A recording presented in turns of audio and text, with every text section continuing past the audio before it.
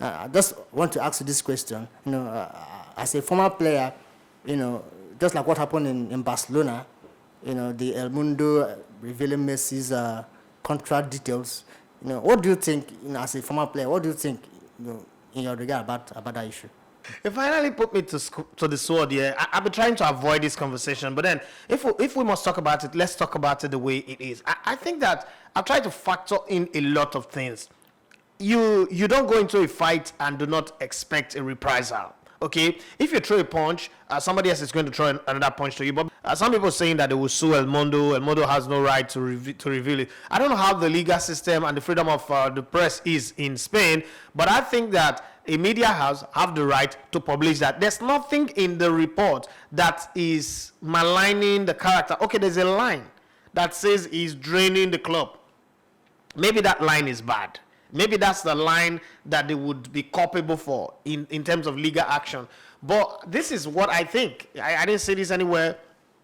Nobody talked to me about it. I still trying to get my friend M. Makata to talk to me, who works with Maka.com, and to give me his own side of the story. I think that the way Messi played his power card to oust the former board of the club, from Abidal to Bartomeu, I thought that, these are the guys that negotiated the contract. These are the guys that signed the contract. I thought that they have a copy of the contract with them, because they always do. Management always do that. They have a copy of the contract with them.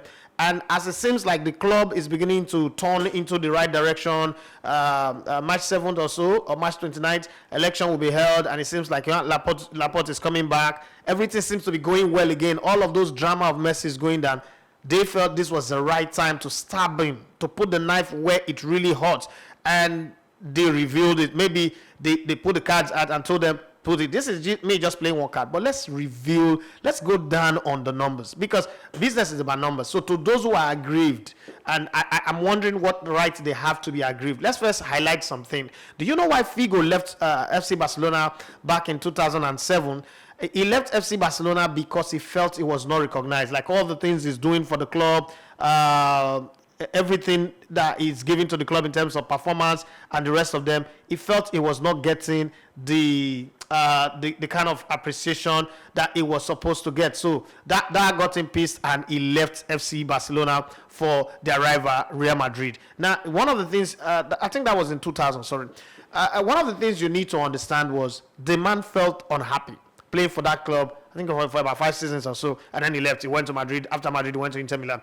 Then Ronaldo da Lima came to Barcelona, played 1 season, signed a contract extension, went to Brazil, 5 days, going to play international match. 5 days while he was there, he was called that Inter Milan are going to sign him. Barcelona did not make the effort to try to sign him. I'm going somewhere with this. Ronaldinho, winning the Champions League for them in 2006 against Arsenal, playing so well, so good that the fans of Real Madrid at the Bernabeu actually applauded him for the kind of performance, virtuoso performance that he put up, playing, wearing the Barcelona jersey. But you see how his career ended in Barcelona. Yes, they say he likes to party, he likes order, but the club didn't show loyalty and support to him. Then talk about Samuel Eto'o, talk about Zlatan Ibrahimovic. It is easy to blame Pep Guardiola in the Zlatan Ibrahimovic case, but you know that coaches don't sign players. It is the board that decide all of this. So they decided to let them go.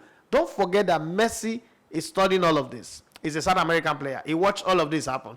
And so he got to the place where he took the club from the shadows of Real Madrid and made them the #1 club in the world. Loyalty is a two-way street. I give you performance, you give me something. That's what loyalty is. It's like marriage. One person cannot be in a marriage. It takes two to tango. So on the field, 620 goals scored already, over 524 assists provided, and a whole lot of trophies, gamut of trophy. When Messi came to Barcelona, they had only 1 Champions League trophy. Today, they have an additional 5, if I'm not mistaken. So if you put all that together, what is done? Messi in 1 season, Barcelona sells over 2 million copies or 2 million pieces of Lionel Messi's jerseys.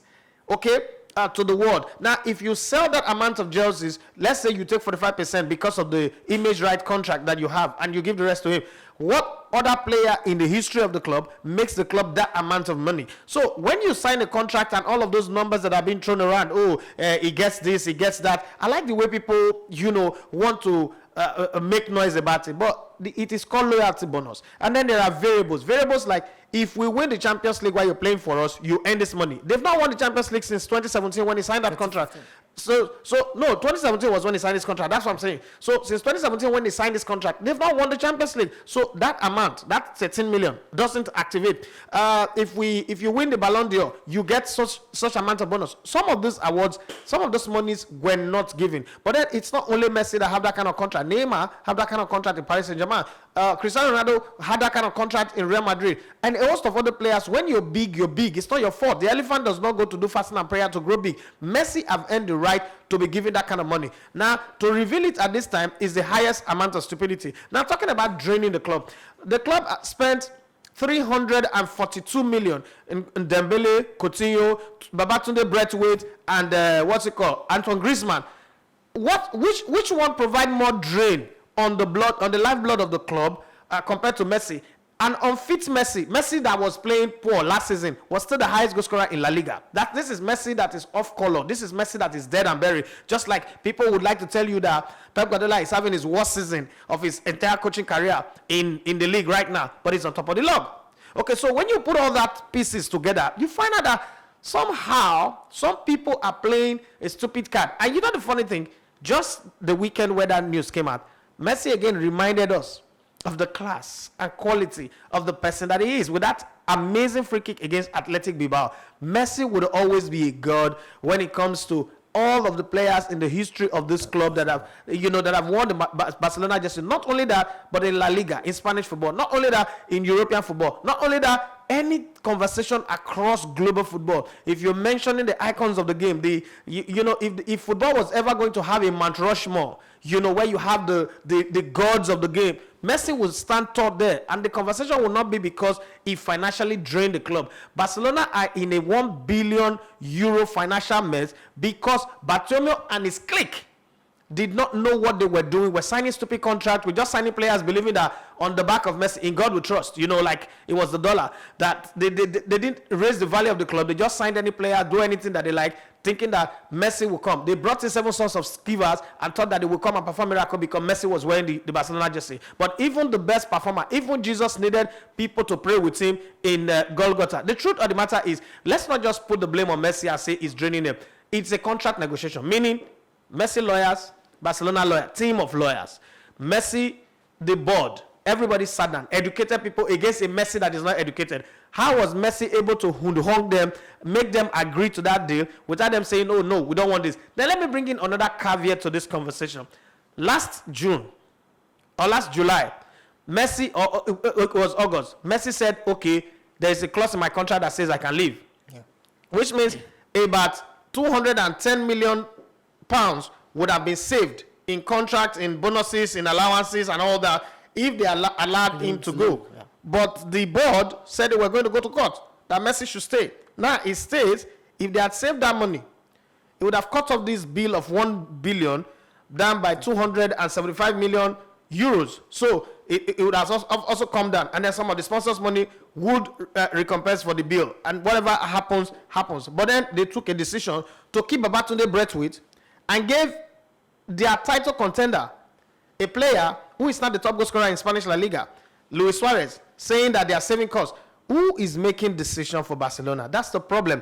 As you're sitting here now, if the management of this company say, look, we want to pay you €1 million every month for coming into the studio to analyze, are you going to say, no, come on, I'm not worth it, I'm holy, I know, I'm a righteous man, I don't think I'm worth it? Would you not say, yeah, this is what I want, this is the kind of company I want to work in, a company that understands the value of his staff and understand the value of what I do? That's exactly what happened with Messi. They understood his value, they know what they are milking of him. What Messi actually get from Barcelona is 1/3 of the total value of what it brings in terms of cash, not even the game now, in terms of his value, his financial value to the club. So I don't think that Messi should be beaten, should be blamed or accused. If you want to put the numbers out there and it fits you, at the end of the day, it will still come back to bite them in La Liga, because the next best player that plays very well would demand, we use that as a template to negotiate for a contract. So I don't think it hurts Messi anyway. The value of Messi have just been revealed. Any club that's looking to sign Messi in the summer should be ready to pay maybe that exact amount of money, or at worst 50% of it, which would still be very, very good money at the age of 34 for Lionel Messi. That's the way I see it. I don't know what any other person think. You are listening to Elegbete TV Radio.